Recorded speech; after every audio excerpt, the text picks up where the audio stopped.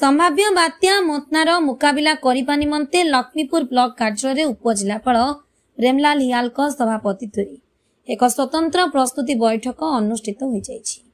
बैठक में पंचायत समिति अध्यक्षा Suai Kulesika, BDO Sabyasachi Behera, tehsildar Naivedya Bhoi, medical officer Dinabandhu Chaudhary, Laxmipur IIC Sugyani Sahu, Kakiriguma IIC Sunil Kumar Swain समेत ब्लॉक रे थिबा समस्त कार्यालय अधिकारी और कर्मचारी माने उपस्थित थिले।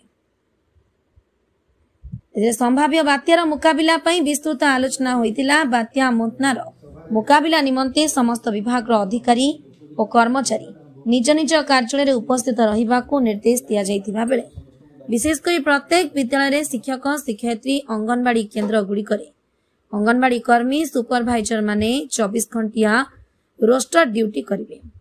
जो माने उपस्थित न रहिबे सेमानक विरोध रे कार्यानुष्ठान ग्रहण कराजियो बोली उपजिलापाल कहिथिले।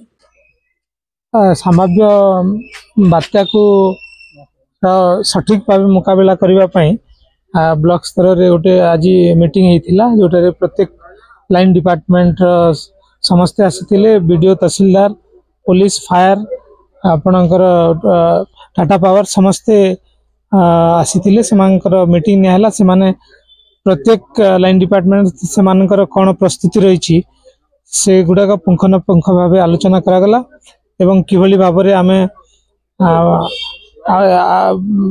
अप्रीतिक परिस्थिति जोटा न हुए सेति पई ध्यान दे आमे मुकाबला करबा पई चेष्टा करू।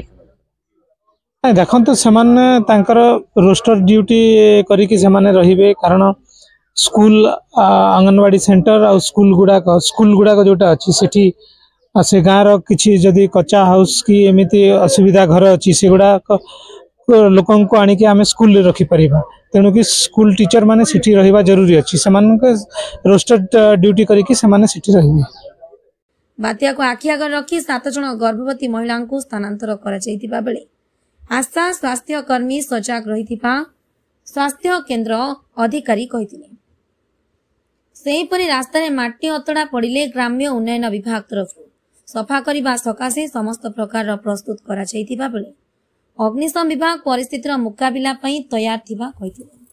पानीय जल विभाग तरफ 46 बस्ता ब्लीचिंग, 3टी पानी टांकी, 10टी पंप सेट रखा जाइतिबा बेले तहसीलदार और आरआई 24 घंटा अलर्ट रहिबा सह मनीष भली गृहपालित पशु माननकु मध्य सुरक्षित रखिबा सकाशे प्राणी संपद विभाग को निर्देश दिया जाइतिला।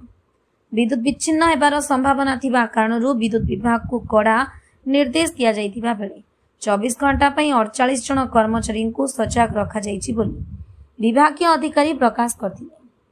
लक्ष्मीपुर प्रमोद जेना रिपोर्ट, फास्ट न्यूज ओडिशा।